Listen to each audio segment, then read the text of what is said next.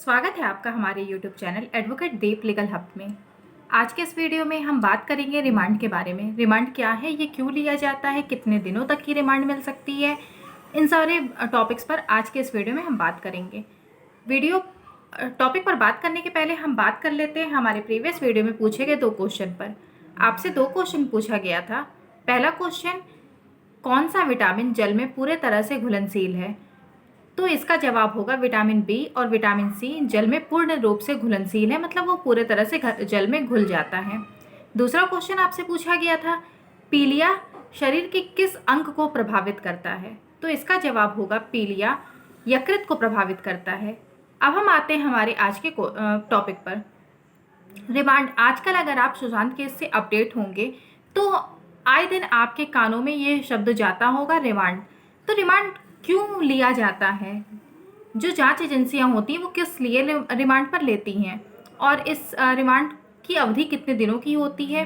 तो ये सारी चीज़ें आपको जानना इसलिए ज़रूरी है क्योंकि आपको भी इसकी नॉलेज रहनी चाहिए, और कहीं ना कहीं आपके दिमाग में भी ये आता होगा कि आखिर इसका मतलब क्या है।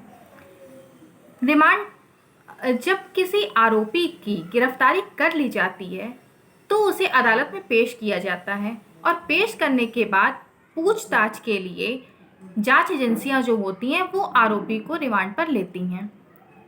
रिमांड पर लेने के लिए वो अदालत में तथ्यों को प्रस्तुत करती हैं, जिन तथ्यों से अगर अदालत संतुष्ट हो जाती है, उसे लगता है कि हाँ इससे पूछताछ की ज़रूरत है, तो वो जांच एजेंसी को उस आरोपी की रिमांड दे देती हैं।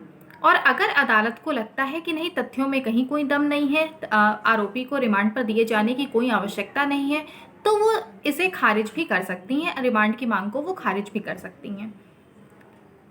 फिर बात है कि एक प्रश्न ये उठता है कि रिमांड कितने दिनों तक के लिए किसी आरोपी को रिमांड पर लिया जा सकता है? 14 दिनों की अवधि इसके लिए बताई गई है कि किसी भी आरोपी को 14 दिनों तक की अवधि के लिए रिमांड पर लिया जा सकता है। जैसे अभी शौविक चक्रवर्ती के जब रिमांड की मांग की गई तो जांच एजेंसी जो एनसीबी थी उसने मांग की थी 7 दिनों के रिमांड की, लेकिन अदालत ने 4 दिन की रिमांड परमिट की है। शौविक की जो रिमांड मिली है एनसीबी को, वो 4 दिनों के लिए रिमांड पर दिया गया है उसे। रिमांड, गिरफ्तारी के 14 दिन के अंदर रिमांड की मांग करनी होती है। कभी कभी ये भी होता है कि जब रिमांड पर दिया जाता है तो अगर 4 दिन की रिमांड मांगी गई है, 4 दिन की रिमांड दे दी गई, 4 दिन की रिमांड खत्म हो गई, अब इसके बाद फिर उन्हें जो आरोपी होता है उसे भेज दिया जाता है न्यायिक अभिरक्षा में, मतलब जुडिशियल कस्टडी में उसे भेज दिया जाता है। उसके बाद अगर जांच एजेंसियों को ये लगता है कि कुछ नए तथ्य सामने आ गए हैं और कुछ नए तथ्यों पर पूछताछ की आवश्यकता है, तो इसमें जांच एजेंसियां फिर से अदालत में रिमांड की मांग करती हैं।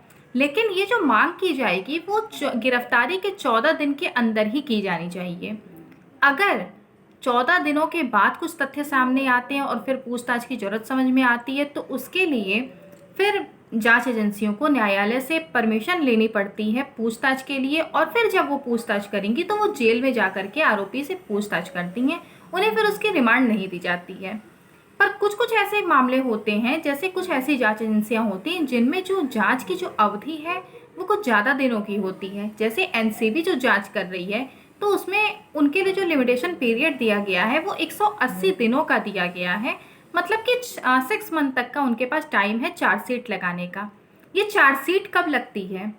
चार्जशीट लगाई जाती है जब जांच पूरी हो जाती है जांच एजेंसियों के द्वारा, तो चार्जशीट लगाई जाती है। लेकिन इसके लिए भी एक लिमिटेशन पीरियड दिया गया है, एक अवधि निर्धारित की गई है। जैसे कि जो केस ऐसे होते हैं जिसमें 10 साल से कम की सजा का प्रावधान है, तो उसके लिए 60 दिनों की अवधि बनाई गई है कि 60 दिनों के अंदर चार्जशीट फाइल कर देनी है। और कुछ केसेस ऐसे होते हैं जो जिनमें 10 साल या 10 साल से ज़्यादा की सजा का प्रावधान है, तो उसके लिए 90 दिनों की अवधि दी गई है कि 90 दिनों के अंदर चार्जशीट दायर कर देनी है।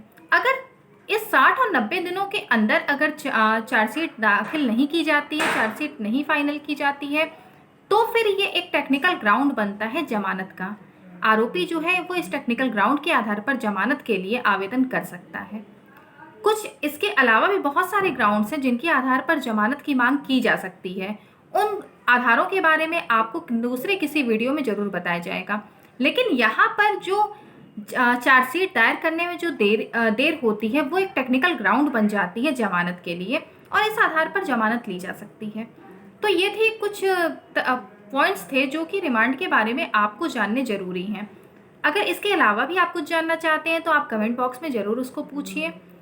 और आज के लिए आज आपके लिए केवल यही एक क्वेश्चन है कि आपके पॉइंट ऑफ व्यू से सुशांत केस में जो इंक्वायरी चल रही है वो कहाँ तक सही है, सीबीआई की जो इंक्वायरी चल रही है, एनसीबी की जो इंक्वायरी चल रही है वो कहाँ तक सही चल रही है, कंगना रनौत के लिए जो भी बयानबाजी की जा रही है वो कहाँ तक सही है।